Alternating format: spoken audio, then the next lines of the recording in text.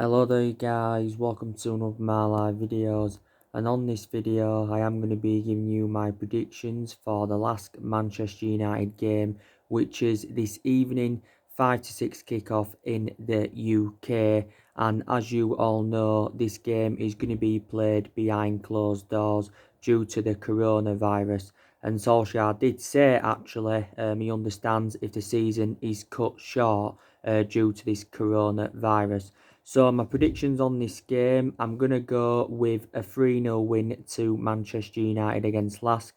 And I think the goal scorers are going to be Bruno Fernandes. I think, he's going to score because Bruno Fernandes has enjoyed a fantastic start to his Manchester United career. And he is making a difference in the team, is Bruno Fernandes. He's already scored, 3 goals and 3 assists. And it would be interesting to see, when Paul Pogba comes back, how, Manchester United would line up with Bruno Fernandes and Paul Pogba in the team. But Paul Pogba did actually say he's excited, about playing alongside Bruno Fernandes in our midfield. So yeah, I think Bruno Fernandes will get his name on the score sheet. I also think that Odion Ighalo will get his name on the score sheet, because I think also too, Odion Ighalo's enjoyed a fantastic start to his Manchester United career. So I've got the same perception on Odion Ighalo than what I've got on Bruno Fernandes. Odion Ighalo has scored 3 goals in 2 starts for the football club. Solskjaer did recently make an admission, and he did say that he could actually make Odion Ighalo's transfer permanent, because obviously we've got him on the 6-month loan and we're paying like a third of his wages. But he's the vocal point, and he's an option of a different type of centre forward, like Ole Gunnar Solskjaer recently said. And he's a lifelong Manchester United supporter. But I do believe he is a good cover-up for Marcus Rashford, is Odion Ighalo. Yes, he's a good cover-up for Marcus Rashford. And he's in line to start this evening anyway, is Odion Ighalo, because obviously, we've got some news regarding Anthony Martial. He hasn't made the trip to Austria, Anthony Martial, because he sustained an injury in our 2-0 win against Manchester City. I think he made a collision with a goalpost when he was involved in a challenge with Edison. So Solskjaer will be hopeful that Anthony Martial can be back for the Tottenham game on Sunday. But like I mentioned, Martial has sustained quite a few injuries this season, but Martial has recently rejuvenated himself, as a Manchester United player, and now he is into his 5th season at the football club. So yes, I think Fernandes will score tonight. I think Odion Ighalo will score. And maybe I think, Fred may get his name on the score sheet, because Fred will be involved this evening in the game, because, Fred will keep his place in the team, and he deserves to keep his place in the team, because Fred has been in really, really good form recently. And whether he plays alongside Matic or whether he plays alongside McTominay, we're seen to get the best out of Fred. Obviously, Manchester United paid £50 million for him from Shakhtar Donetsk in the summer of 2018. Obviously, he was very, very good in Ukraine. He never really got the opportunities under Jose Mourinho. He has received a lot of criticism in the past, but he's done really, really well recently. And since Solskjaer's come in, Fred has been given his opportunities. And obviously, don't forget, he did score in the last round of the Europa League against Club Brugge. He scored twice, and there were his first 2 goals in, first 2 goals in like 17 or 18 months. So yeah, I think the goal scorers this evening will be Fred, Bruno Fernandes and Odion Ighalo. But, Solskjaer will be making a lot of rotation anyway, because games are coming up thick and fast for Manchester United. Of course, we've got the game this evening against Lask. Then, of course, we've got the game on Sunday against Tottenham. Then it's Lask in the, second leg. So games are coming up thick and fast. But definitely Solskjaer will make changes from our 2-0 win against Manchester City. Like I mentioned to you on my preview yesterday for the game, I don't really know much. I don't know anything really about Lask. All I know is that Lask are sitting top of the Austrian league, and I think they're like 6 points clear at the top. They are on course to win their first Austrian title since 1965, which is around 55 years ago now. And I think they got founded, was it back in 1908, which is around 112 years ago now. This is actually the first ever competitive meeting between Lask and Manchester United. I've got one thing to tell you, that we've never lost to an Austrian team in a European competition, but this is actually Lask's first ever encounter with an English team. They did actually know they've done really, really well in the Europa League. I think they're unbeaten in their last 6 matches in the Europa League. They did progress to the last 16 by beating AZ Alkmaar in the last round, but I don't really know much about this Lask. But I'm very convinced that Manchester United will win this game because the Europa League is a priority for Manchester United. You know, we won it back under Jose Mourinho in 2017, the Europa League.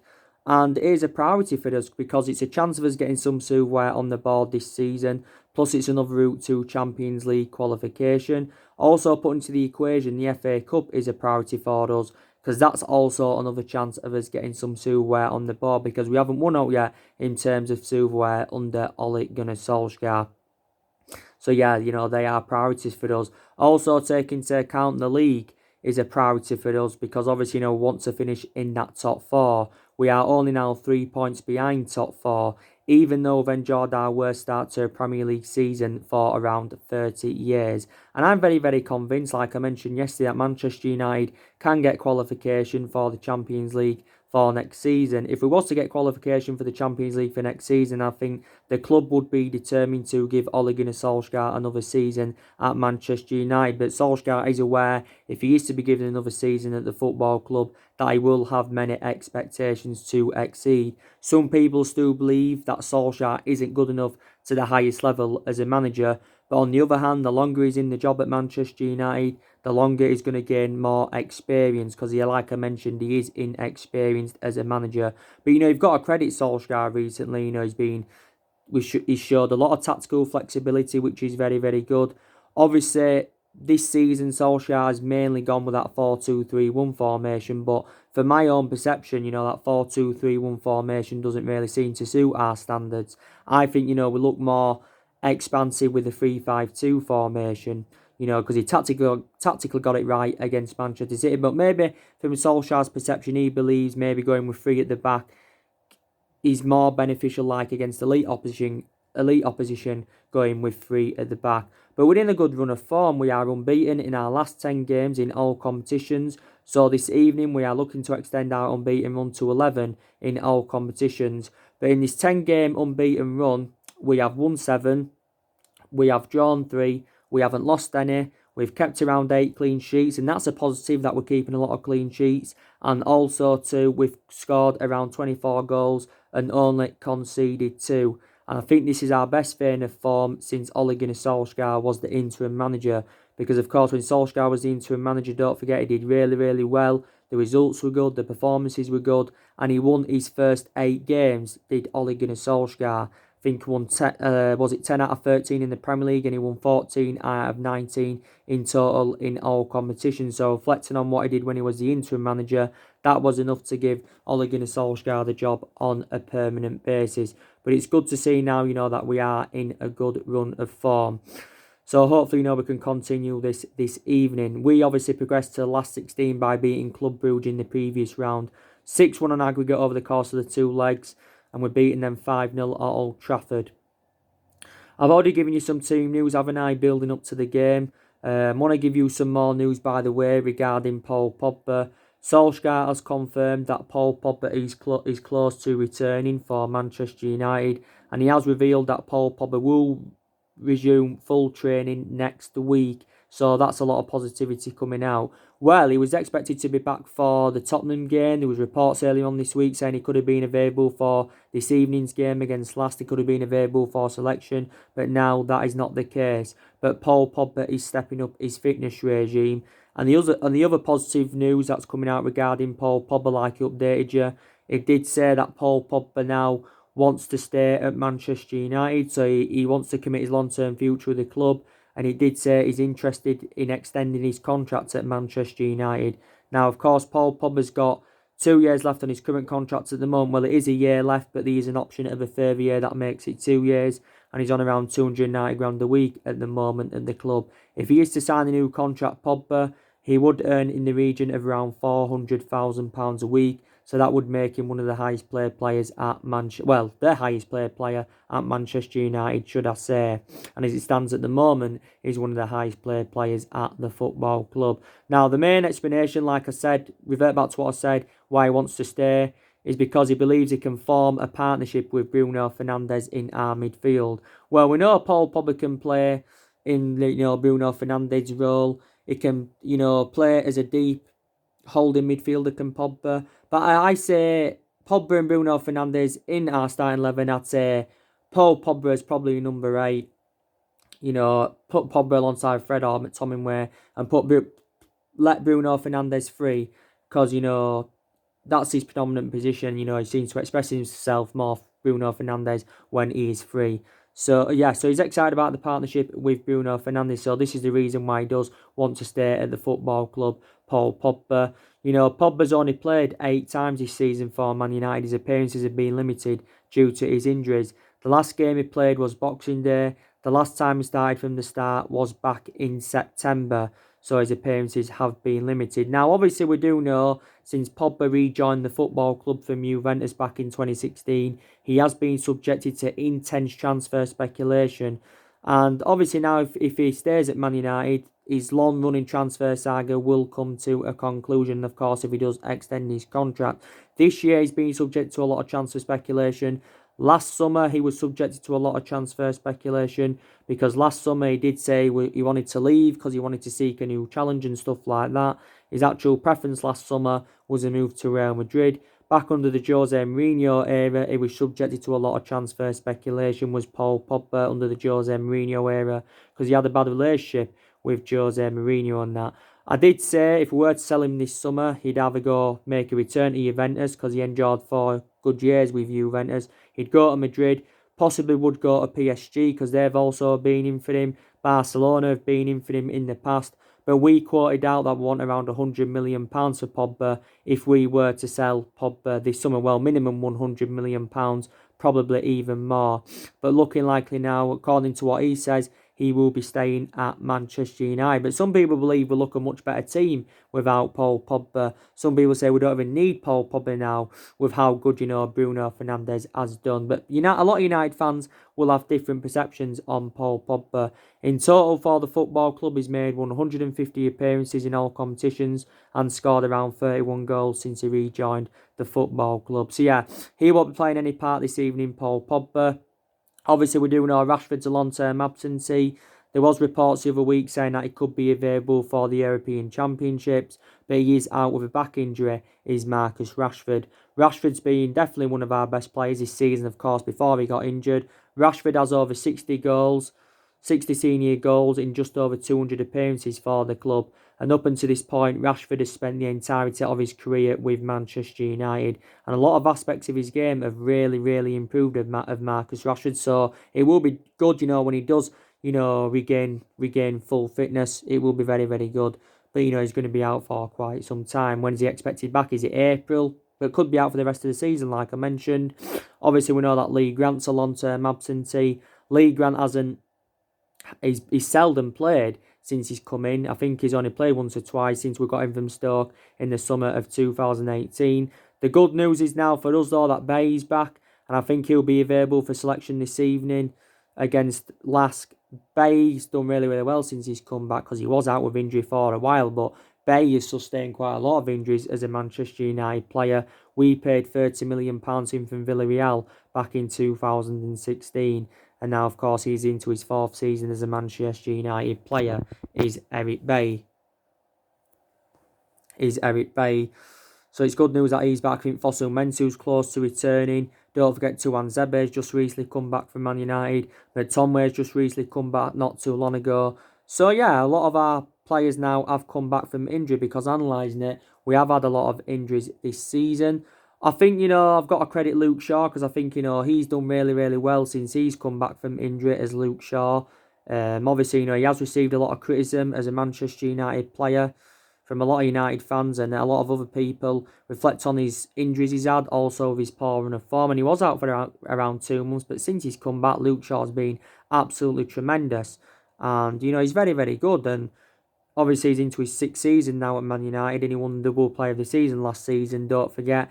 And it was good to see him score against Derby last week in the Cup. That was only his 2nd goal for the football club in 197 or 198 appearances for Manchester United. So he's also done really, really well. I think Maguire will be involved this evening. I think Maguire, you've got to say, has addressed our defensive deficiencies. You know, we paid 80 million for Maguire. He's our most expensive defender. He's the most expensive defender in the world, and he's the second most expensive signing at the club is Maguire. But he's done really, really well. I think he's on 2 goals for Manchester United. Is Harry Maguire. He scored against Tranmere, and he also scored his first Premier League goal, was it, against Chelsea, did Harry Maguire. But the club did make the right decision by giving him the captaincy on a permanent basis. We're giving the captaincy reflecting on Ashley Young's departure. Yes, we did. And, of course, Maguire didn't play last week against Derby in the Cup because he was out with an injury. But obviously his injury wasn't severe. And Wan-Bissaka, I think he will be involved this evening.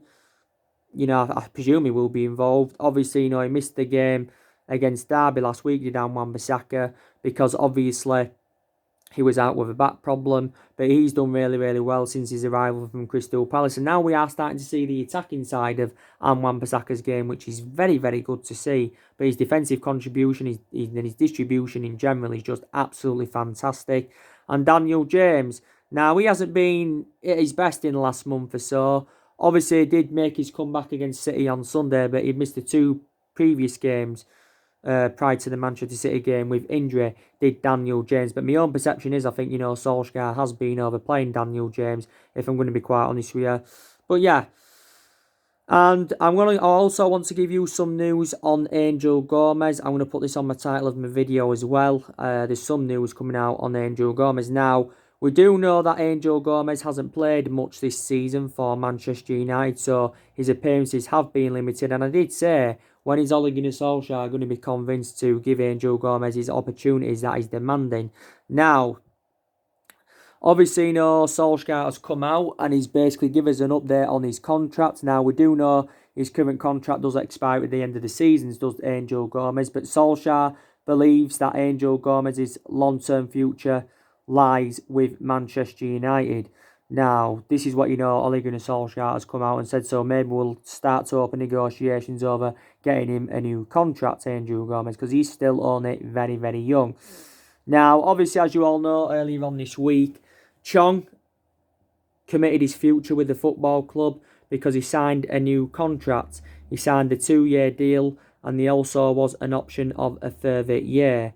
Now, obviously, you know, Chong's current contract was due to expire at the end of the season before he signed this new 2-year deal. Also, Chong's appearances have been limited at the football club, and a lot of United fans do believe he's not emulated to that level as yet. So they did say, you know, it would have been beneficial if we'd have loaned him out or got rid of him permanently. Don't forget the likes of Juventus and Inter Milan were interested in Chong, but he's decided to stay with Manchester United. Chong made his debut for the football club in our 2-0 win against Reading in the FA Cup third round last season.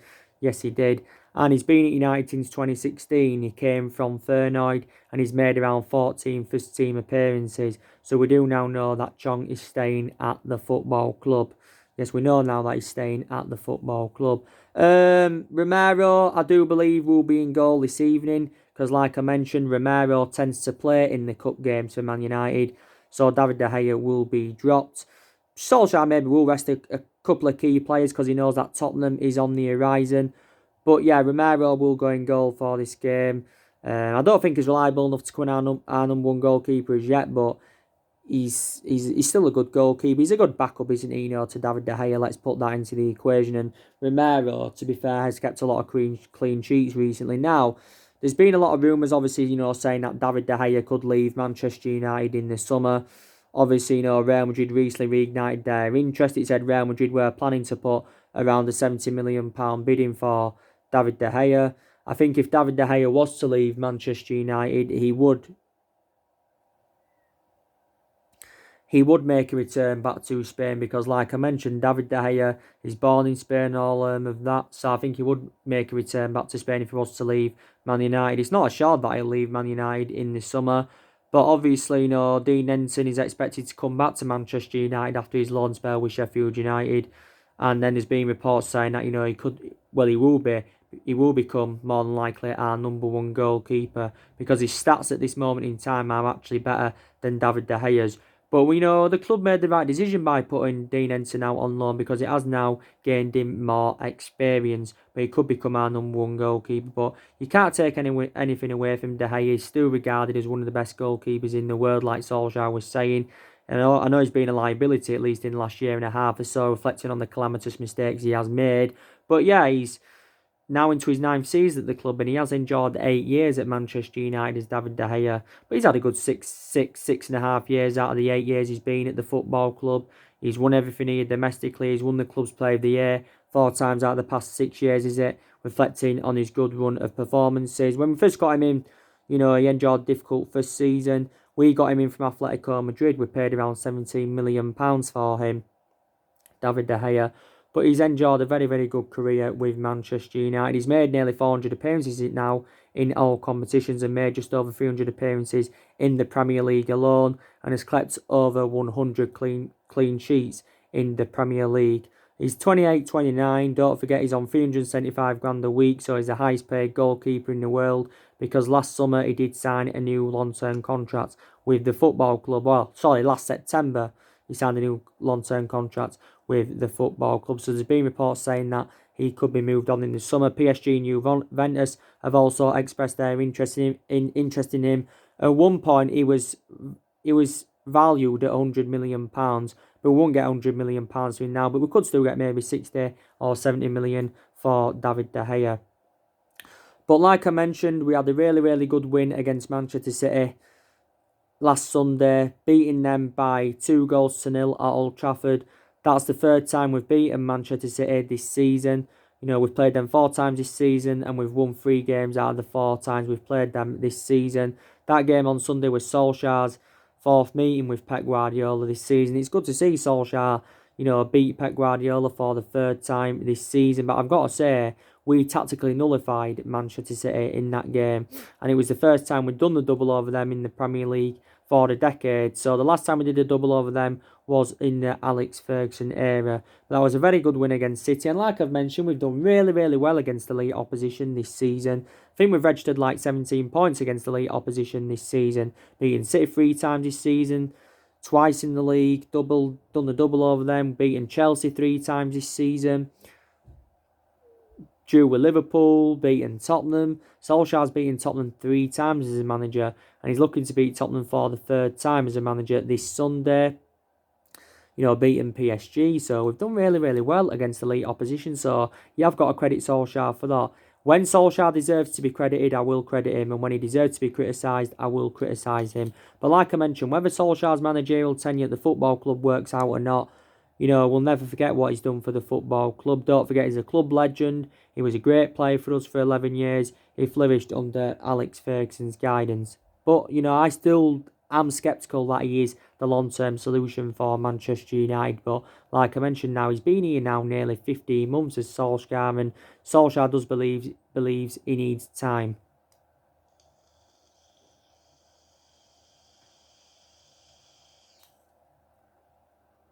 Solskjaer believes that he needs time at the football club. He needs time to address the deficiencies in the squad. And he's addressed some of the deficiencies in the squad, but there's still deficiencies in the squad that need to be addressed. Obviously, I think in the summer, Solskjaer's looking to bring a centre-forward in. He's looking to bring a right winger in and a central midfielder. And Solskjaer said, didn't he, he thinks we need around 3 signings to become title contenders. This is what he said. But he said he wants to get our transfer business done as soon as possible rather than wait until the summer, because negotiating with certain players, it is a long process. So I do understand where Solskjaer is coming from. But since he's come in, Solskjaer, he's recruited 5 players in and spent in the region of around £220 million on them, but he's looking to make more investment in our squad. Obviously, we've got quite a few players on our agenda who we could go in for in the summer. Obviously, like I mentioned, Jack Grealish, he's our number 1 priority target. Jadon Sancho, he's another player on our agenda. Obviously, there's been reports of Harry Kane coming. Jude Bellingham, there's been a lot of talks about him going on. I've already kept you up to date of what's going on in regards to the transfer news. But Solskjaer did reveal that he still wants to continue the policy of recruiting young players to Manchester United, like, he did do last summer, basically, in that. And so we've still got to address the deficiencies in the squad. Don't get me wrong, there's still around 4 to 5 players I do believe that need to leave Manchester United this summer. I expect Jones to go in the summer because he isn't getting any chances now. He's been here since the Ferguson era. I expect probably, well, Gomes, if we can't get him a new contract, I expect him to go. But if he does get a new contract, I expect him to stay. De Gea could go, like I mentioned. Lingard and Pereira, they're definitely two liabilities that do need to be moved on because they're now struggling to get in the team anyway following the arrival of Bruno Fernandes. And Lingard's got around, 16 months left on his contract, or just under 16 months left on his contract at the club. But like I mentioned, reflects on his status at the football club and the number of years he's been here. Lingard should be putting much more better performances out. His stats were atrocious last season. He didn't register one goal or one single assist, but we do need to move them on. And I think Solskjaer's confirmed that we are going to sell Lingard, but I think we also do need to get rid of Andres Pereira. And I think we've overplayed Andres Pereira this season. The only reason he's been playing a lot, I think, because, of Scott McTominay's injury, but obviously now McTominay is back, which is a positive in that. But a lot of players have left since Solskjaer's arrival. Around 9 senior players have left since Ole Gunnar Solskjaer's arrival. But like I mentioned, I don't like the way the football club's been run in the last 6 or 7 years. And there hasn't only been problems with the management and that. There's also a lot of United fans throughout the course of this season. Not just this season, but it's obviously, materialised more this season. A lot of United fans have had doubts about the Glazers, club's ownership, basically. They've had doubts about Ed Woodward. Obviously, we've been criticising the board. And I said, we needed to see a variety of changes at the football club. But Solskjaer is our 4th permanent manager since the Ferguson era. Man United are not really known for the sacking football club, despite the fact that we've already sacked 3 managers since the Ferguson era. Of course, we sacked Moyes, we sacked Louis van Gaal, and we did sack Jose Mourinho. And obviously, in all the managerial eras since the Ferguson era, a hell of a lot of money has been invested into the football club. Around £1 billion has been spent on recruiting new players in, and that's disregarding what was spent under Alex Ferguson. That also, I want to confirm Solskjaer has been warned to avoid Liverpool's mistakes, meaning that Man United can't go 30 years without winning, and 30 years can't go 30 years without winning another Premier League title. It took Liverpool 30 years to win, their first Premier League title and that. But I do probably believe we need to win the league within the next 2 to 3 years, to avoid this currently happening and that. But there you go. And if Solskjaer was to be sacked, I think probably our next manager would be Pochettino, more than likely, because there's been a lot of talks about him coming in. Obviously, early on in the season, there was a lot of talks about Massimiliano Allegri coming in. But yeah. So anyway, guys, that's everything to update today. Drop your comments, likes below on the channel. Your match reaction for the game will be coming up probably tonight. If it isn't tonight, it will be tomorrow morning. So take care. God bless. See you all again very, very soon.